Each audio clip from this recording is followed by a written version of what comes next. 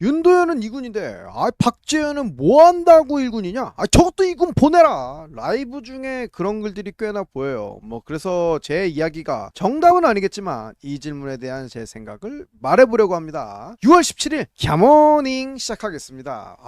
요즘 기아야구 너무 보기 힘들죠. 점수가 나야 경기를 잡는데, 지난주 화요일 한화 이글스와의 경기 6대4로 이긴 후에 우리 팀의 지금까지 득점이 3점, 1점, 2점, 1점, 1점, 2점. 요즘 월드컵 시즌이라 축구를 하는 건지 공격이 안 돼도 너무 안 된다. 제가 박농담식으로 안타는 쓰레기라고 했더니 요즘 이제 안타도 안 쳐요. 얘들아, 홈런을 많이 치라는 이야기지, 이게 안타가 쓰레기니까 안타를 치지 말라는 말이 아니다.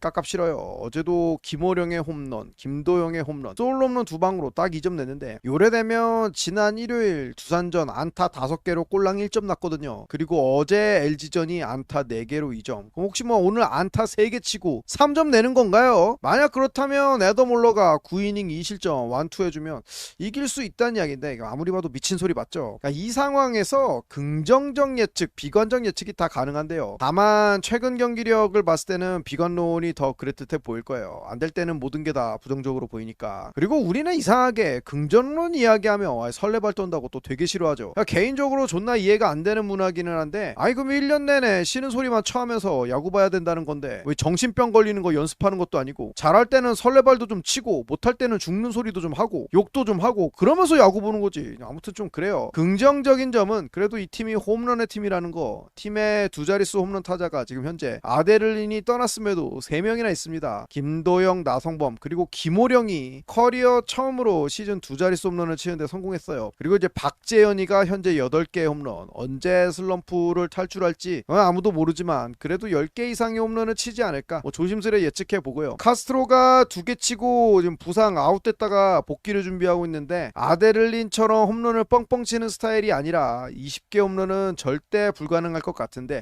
그래도 10개 정도는 좀 치지 않겠어요. 어느 팀이든 1년 시즌 뛰다 보면 사이클이 저점 쳐박힐 때는 다 있어요. 얼마나 그걸 짧고 빠르게 탈출하냐, 이게 관건인데 기아는 좀 그게 길어 보이기는 합니다. 부정적으로 보자면 라인업을 보면 딱히 반등이야 하겠지만 그 상승폭이 얼마나 크겠냐.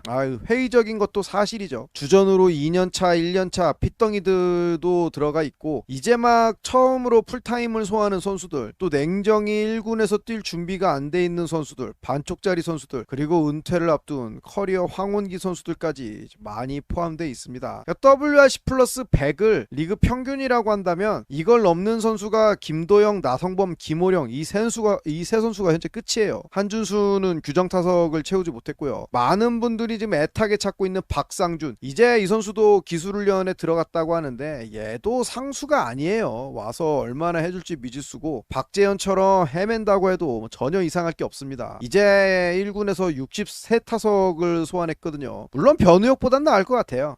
자, 카스트로, 아데를린이 집에 간다고 할 땐 그렇게 카스트로를 못 믿어 했던 팬들이 지금 막 카스트로 올려라 난리를 치고 있죠. 근데 얘도 부상전 OPS가 0.7. 자, 암울하긴 합니다. 자, 그럼 이제 본론으로 가서 오늘의 토픽, 도대체 4년차 윤도현이는 퓨처스로 내려보내놓고 왜 2년차 박재현이는 저렇게 땅을 파고 안반수를 찾아 들어가는데도 계속 1군에 박아놓고 쓰는지, 이 부분 한번 이야기를 해보죠. 다시 한번 말씀드리지만 제 이야기가 정답은 아니에요. 다만 이럴 수도 있다라는 거고, 여러분도 다른 생각이 있다라면 자유롭게 댓글에다가 써주시죠. 패드립만 아니면야 뭐가 문제가 있겠습니까? 자, 우선 두 선수 유형을 보면 윤도현이나 박재현이나 KBO 최상위권의 툴가입니다. 몇 년을 개꼴박 쳐도 이 정도 포텐셜의 야수 유망주는 구단 입장에서는 어쩔 수 없이 물고 빨면서 기회를 줄 수밖에 없는 최상위급 가능성의 선수들이에요. 두 선수 모두 굉장히 빠른 발과 운동 능력, 그리고 강한 어깨를 갖고 있고, 윤도현은 시즌 20개 이상의 홈런을 칠 수 있는 개파워를 가진 우타 내야수, 박재현은 2년차 만에 꽤나 안정적인 외야 수비를 가진 좌타 외야수죠. 야, 윤도현이 도대체 뭘 보여줬는데 20개 운운하냐? 라고 하실 수도 있지만 통산 60경기 뛰면서 홈런 7개는 이건 아무나 치는 게 아니에요. 올해 워낙 안 좋아서 그렇지 윤도현의 파워툴은 사실 어마무시합니다. 야, 인정할 건 인정해야지. 그러니까 안 맞아서 그런 거죠. 윤도현의 문제는 첫째, 너무 잘 아시겠지만 부상이에요. 통산 4시즌 동안 1군 경기를 고작 60경기 뛰었습니다. 그렇다고 퓨처스를 많이 뛴 건 것도 아니고요. 새 시즌을 부상으로 내리날려 먹고 올해 좀 건강한 시즌인가 했는데 지나치게 부진합니다. 이번 시즌 삼진율이 37.1%인데 이거 파멸적이에요. 아예 존 설정이 없는 수준이다. 볼넷율이 2.9%. 그러니까 아무리 발이 빨라도 윤도현은 기본적으로 우타자예요. 근데 기본적으로 우타자가 선구안이 없으면 이거 저점 방어가 되질 않습니다.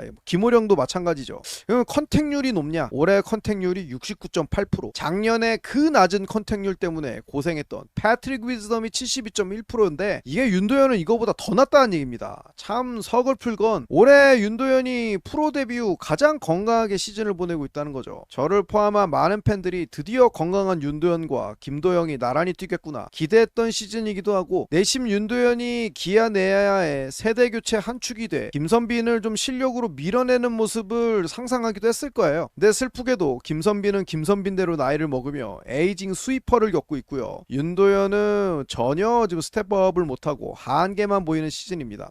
그러니까 긍정적인 부분이 하나도 없어요. 그러니까 작년보다 더 안 좋아요. 작년에는 160타석에서 컨택률이 79.7%, 꽤나 양호했고요. 물론 작년에도 삼진율이 높긴 했어도 22.5%, 그러니까 상식범주 안에 있었다고요. 올해 지금 박재현의 삼진율이랑 비슷해요. 160타석 동안 홈런이 6개, 2루타가 7개, 3루타가 2개. 부상이 아쉬워서 그렇지 비율 스탯은 분명 밝은 미래를 꿈꾸기에 충분했다라는 겁니다. 자, 그럼 박재현은 어떠냐? 박재현의 강점은 운동 능력과 메커니즘이에요. 그러니까 기아에서 현재 김도영을 제외하면 빠른 공을 가장 잘 치는 타자가 박재현입니다. 아직 근육이 다 자리 잡지 않은 그런 뼈말라 몸임에도 좋은 코어의 운동 능력을 바탕으로 타고난 배트 스피드, 그리고 좋은 타격 메커니즘으로 1군 투수들의 빠른 공도 안타를 만들 수 있는 좋은 타격 기술을 갖고 있어요. 배트 스피드가 빠르다라는 거는 사실 굉장히 좋은 무기예요. 다만 이게 이제 체력의 한계인지 방구석 전문가인 저는 이제 다 알 수 없는 어떤 이유로 인해 현재 바르게 구현이 되고 있지 않을 뿐이죠. 올해 지금 KBO 리그의 평균 컨택률이 79.5%거든요. 박재현의 현재 컨택률이 77.8%, 리그 평균에 살짝 못 미치는 수준인데 좌타자인 점을 감안하면 다소 아쉽긴 하죠. 특히 박재현은 3구인의 승부를 즐기는 적극성을 갖춘 타자인데 그걸 감안하면 컨택이 더 좋아져야 되는 타자는 맞아요. 이른 승부를 즐기는 이 삼진율이 21.1%인 점도 약점이고요. 때문에 높은 볼넷율도 기대하기가 힘들어요. 5.8%. 그러니까 선구안이 나쁜지 좋은지 이게 아직 지금 테스트가 안 되는 겁니다. 그럼에도 박재현의 반등을 저는 그래도 긍정적으로 기대하고 있는데 그 이유가 우선 라인 드라이브 비율이 13%로 꽤나 준수하다라는 점이에요.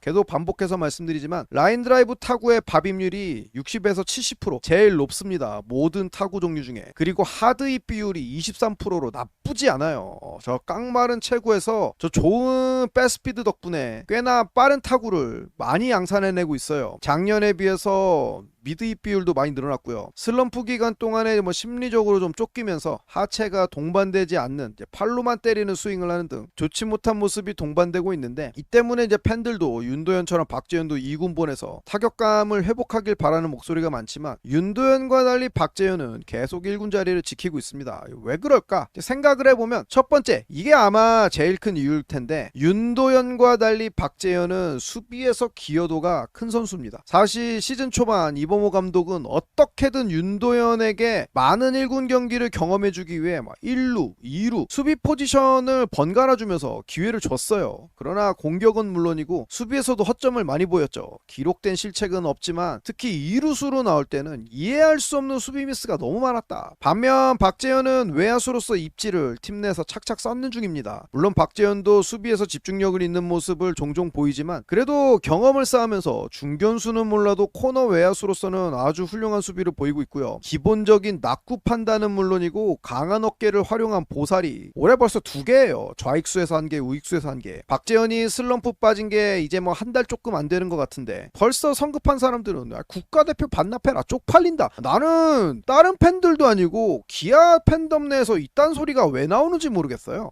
선수가 슬럼프에 빠지는 것도 순간이지만 그걸 벗어나고 탈출하는 모습도 또 순간이거든요. 야구라는 종목은 특히나 감각적인 스포츠이기 때문에 언제 이 선수가 슬럼프를 탈출할지, 그게 오늘이 될지 내일이 될지 아무도 없어요.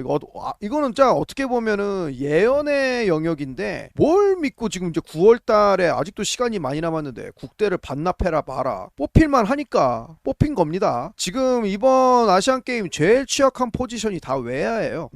박재현은 주전 외야수가 아니라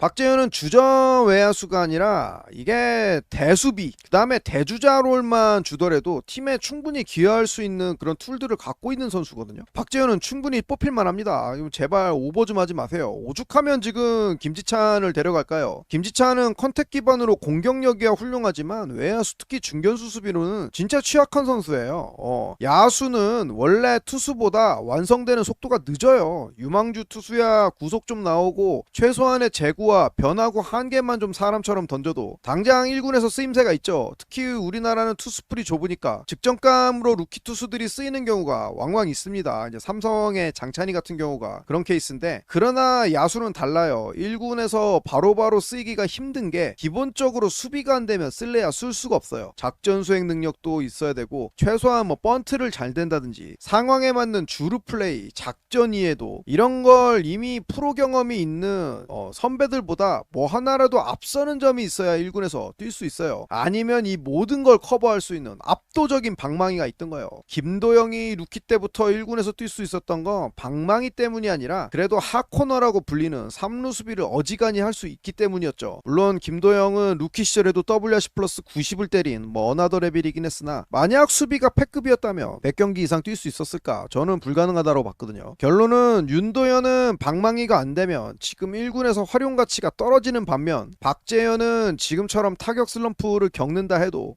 수비 능력으로 팀에 기여하고 있어요. 그러니까 신인 김민규도 같은 맥락이죠. 타격이야 독인객인이지만 김민규도 좋은 외야 수비, 그다음에 빠른 발 등 1군에서 다른 방법으로 기여할 수 있는 그 능력이 있는 친구입니다. 둘째는 높은 삼진율을 말하고 싶은데 기아의 가장 큰 문제가 바로 삼진이에요. 전체적으로 컨택력이 떨어지는 타자가 라인업에 너무 많아서 키움의 595개에 이어 519개, 리그 삼진 2위입니다. 많아도 너무 많아요. 많은 분들이 초구딱에 경기를 일으키죠.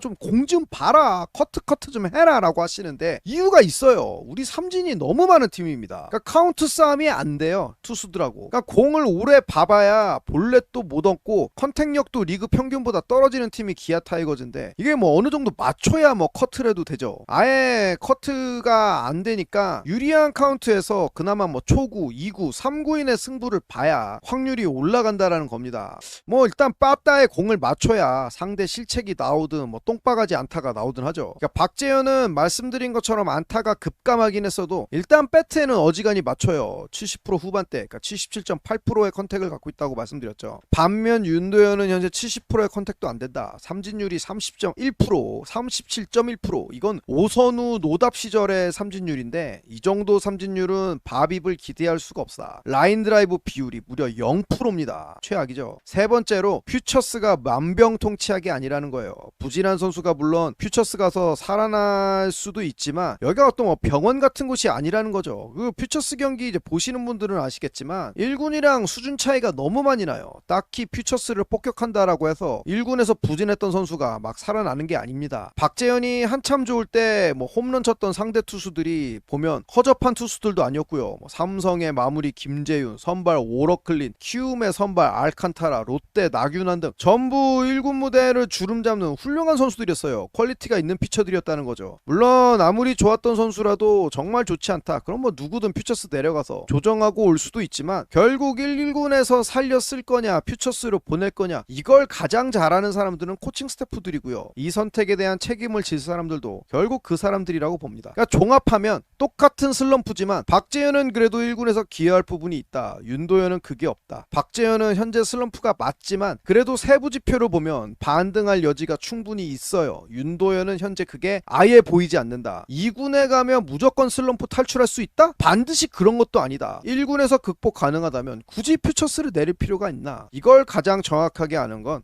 이 선수들을 가장 오래서 가까이서 보고 있는 코칭 스태프다. 이 정도로 정리할 수 있겠습니다. 자, 오늘 경기 장현식 대 올러 선발 매치업이 큰 의미가 있을까요? 올러는 물론 올러다운 피칭을 하겠다. 뭐 저는 믿음이 있지만 장현식이 아무리 대체 선발이라도 지금의 기아 타자들이 얼마나 공략을 할 수 있을까? 솔직히 저도 뭐 확신이 없습니다. 그래도 이제 또 보면 올라올 때가 된 것 같기도 하고요. 장현식은 우리도 데리고 있어봐서 알지만 줄 건 어느 정도 주면서 이닝을 소화하는 능력이 뛰어나는 투수지 주어진 이닝을 완벽하게 깔끔하게 틀어막는 유형은 아니에요. 뭐 제법 볼넷도 많이 나오고 또 정타도 많이 허용하는 친구입니다. 오늘 경기를 계기로 우리 타선이 좀 힘을 냈으면 좋겠고요. 지금은 뭐 선발 투수 매치업을 갖고 프리뷰를 하고 뭐 선발 라인업을 예측하고 이런 게 큰 의미가 없다라고 보고요. 지금의 이 무거운 분위기를 반등시켜줄 게임 체인저가 반드시 필요한데 김도영, 나성범의 활약이 그 어느 때보다 간절합니다. 사실 김선빈의 2루 자리에 대해서 말하고 싶기도 했는데요. 이 구구절절 얘기해놓으면 너무 속상한 내용이 될 것 같아. 우선 말을 아끼죠. 게임타임 때 뵙겠습니다. 감사합니다. 놀고싶다였습니다. 안녕.